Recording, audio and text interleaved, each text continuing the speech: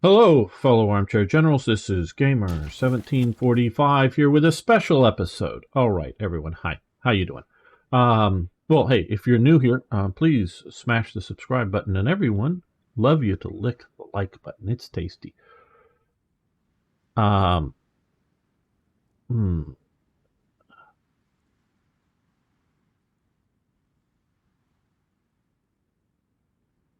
right. Okay.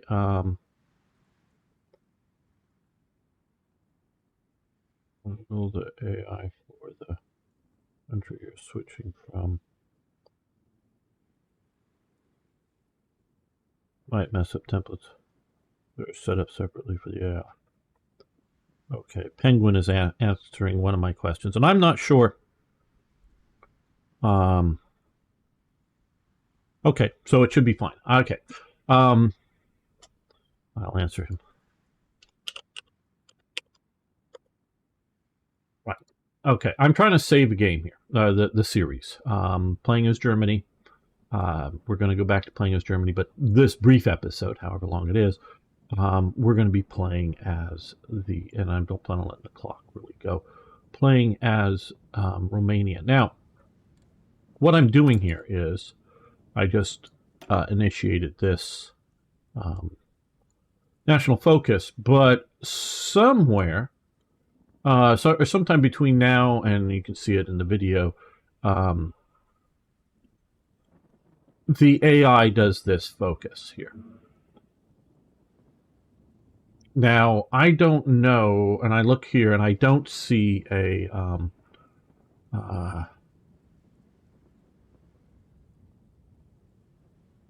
let's see, conditions requires this at peace kingdom. The focus will cancel if this requirement. Okay, I know it's possible to program what AI or what the AI picks as national focuses.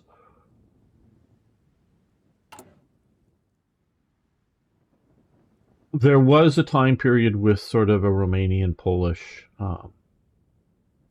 alliance. I would either have the Ribbentrop-Molotov or the Danzig or war option. Eliminate this, or if this goes into effect, or I would program the AI to not do this because it's destroying what I want is a roughly historical game. And I say roughly because it is springtime for Hitler and Germany. No. But I wait to spring, early spring. I think it was late March or early April to invade Poland instead of going at the historic date of September, whatever I believe it is. Okay, so a few months later, invade Poland. It put me at war with Romania. I don't want to be at war with Romania. I'm not going to go into the deep political, and the world looks like this at this point before this happens. I would argue that, they grant military access to Germany, yes, but I would argue that by the time this happens, Hungary is in Germany's faction. The earlier, maybe not so much grabbing up this bit of border from Czechoslovakia, which they did. They grabbed this away from Czechoslovakia. They grabbed this up when Germany dismembers, the full dismembering of Czechoslovakia, setting up this. So by the time they're getting this, I really would say Hungary is in the German faction. With that going on, I don't see Romania, especially with the Soviet Union sitting out here. And the Soviet Union, I'm not sure whether it was before or after. They do a winter war, and I question. I think I'd have to look to see whether the winter war is before or after. And that would be another thing to look at. This is for everybody, including Uncharted, if you watch this. But you can look at the playthrough. They set up a winter war. um, Soviet Union, Finland. If it happens after Molotov-Ribbentrop Pact has happened, fine. Even if I haven't declared war against Poland, though, we could argue that. I would argue probably wouldn't happen until Germany declares war on Poland.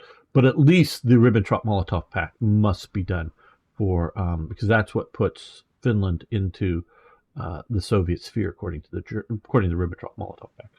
Finland, Estonia, Latvia, Eastern Poland, and Bessarabia were going to be in the Soviet sphere.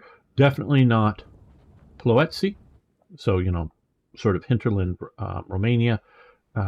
This area here, not down here, but this sort of area. Again, I fucking hate the states. Provinces are cool. I hate the states.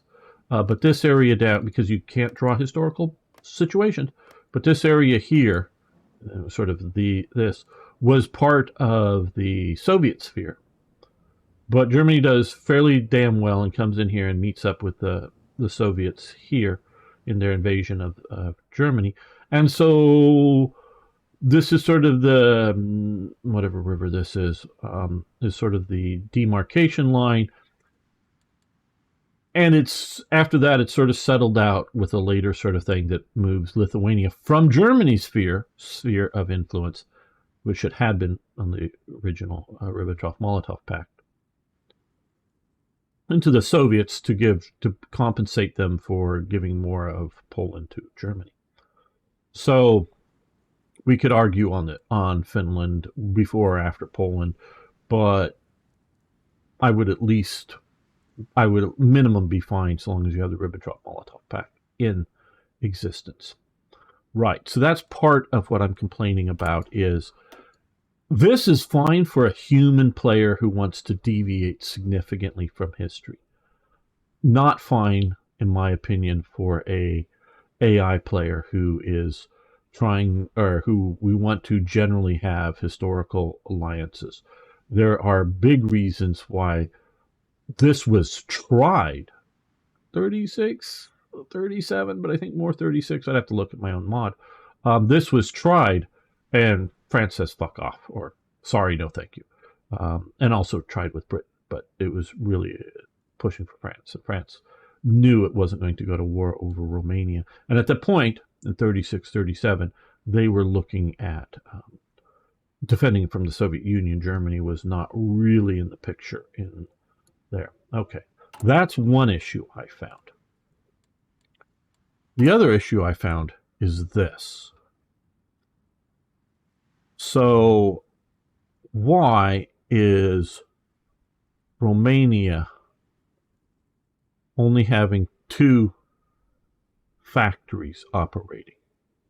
Now, I did this, just if you, the Compass Mecca works here, to get 3 civilian factories up and going.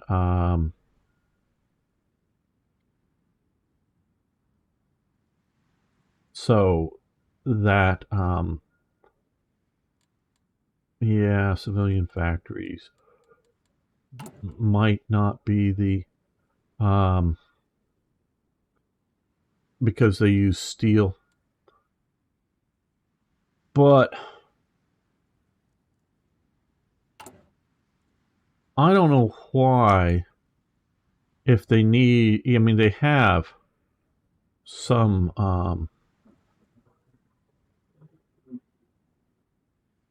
steel here, excess of 16, and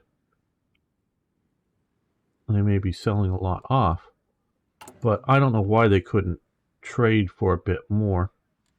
Let's take a quick look here at, okay, they need artillery and support equipment, so then we don't worry too much about this, but oh,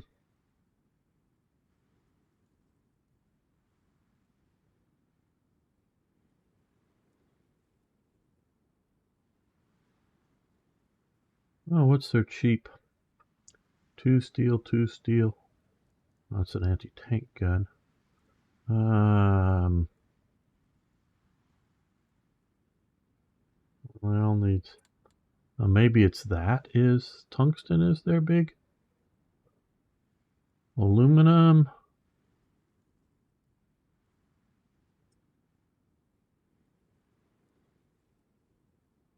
Well,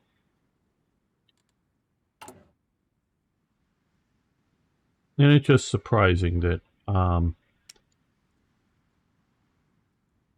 find. Let's go for some aluminum. Let's go for some tungsten. They have 18 convoys, that's all. And that could be a factor here. Maybe they should be given some more.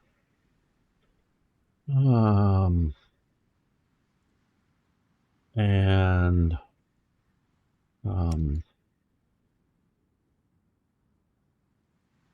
really prefer not to take it away from. Well, maybe Belgium would be good. There we go. So that should give us some more steel, aluminum. Like I say, normally don't worry that tight about.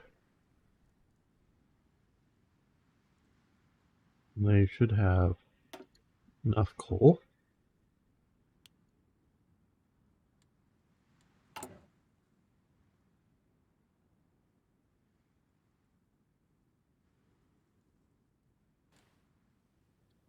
Do they not? Okay, what are they normally using?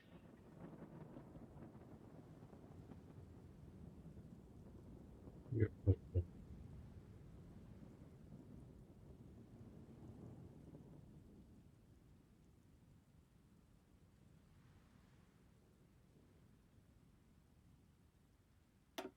Look here, okay, artillery, artillery.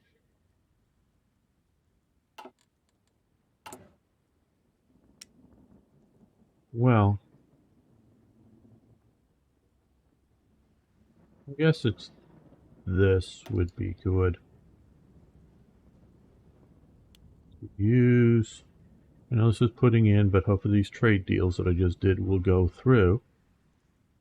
Uh-huh.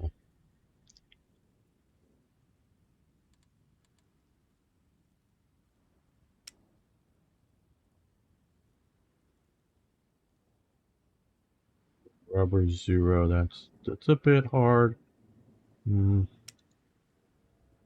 Renaults. Okay, don't really gotta do tanks.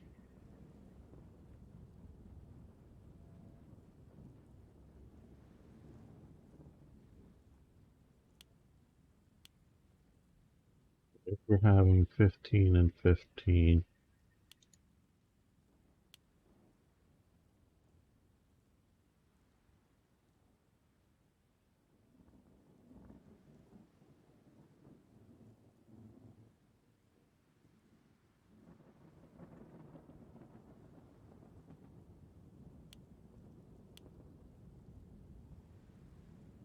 Be getting some more steel coming in.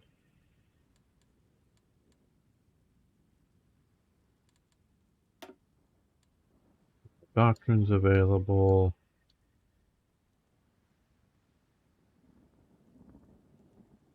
I don't know why this hasn't been picked here. These are bonus doctrines from whatever. Let's run operations.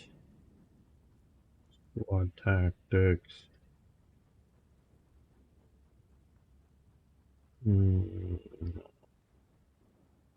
Decisive strategy.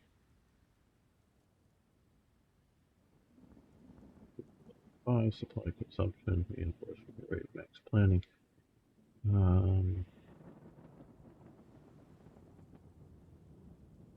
I guess that sounds fun.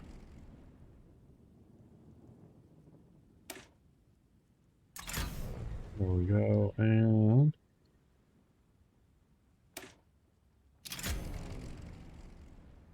And elastic defense or defense in depth.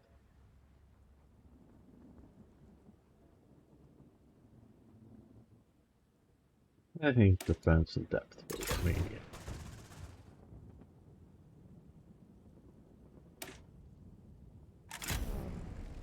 Now, if I'm quote unquote doing something wrong here, please let me know. If I have wrong thinking about some of this stuff. We look here, basically no stockpiles of anything. Available planes in reserve. Do we really have available? Well, okay.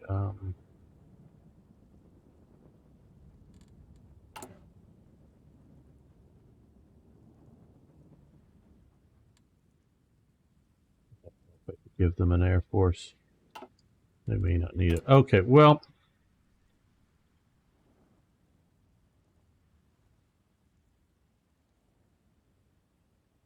I'm not absolute. I don't get the thinking for not having the military factories going. I get the idea of expansion here and wanting to use your civilian factories instead of for trade goods. But expanding your military factories and not currently producing something does not seem like a good plan for me. It just does not. So, yeah, this looks like the Romanian special. What I'm planning on doing is to sort of save the campaign, because otherwise I just don't feel like continuing playing it. I don't want to fight Romania. I want, because I'm trying to, like I say, it's I'm going a little bit later than historical. 15 units of Romanian train added to the national stockpile. Okay.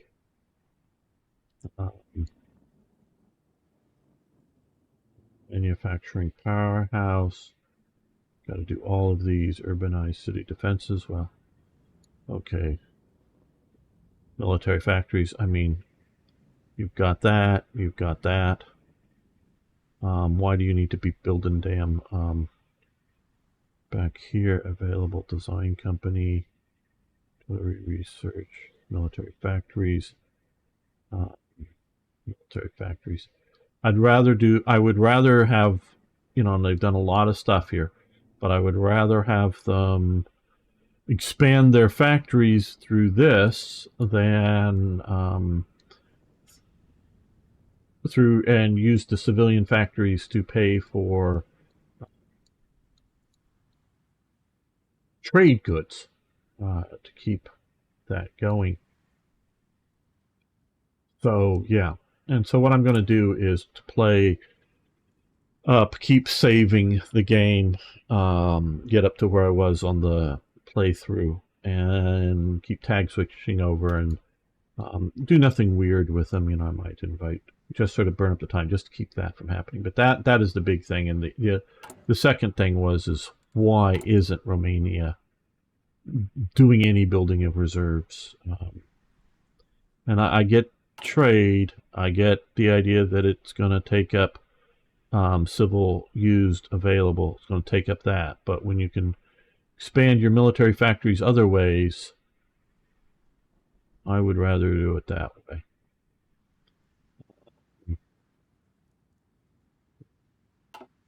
Okay, well, hey, thank you so much. If you think I'm either getting something wrong here or made some wrong choices, please let me know. I would love to hear from you on that. See you next time for more Hearts of Iron.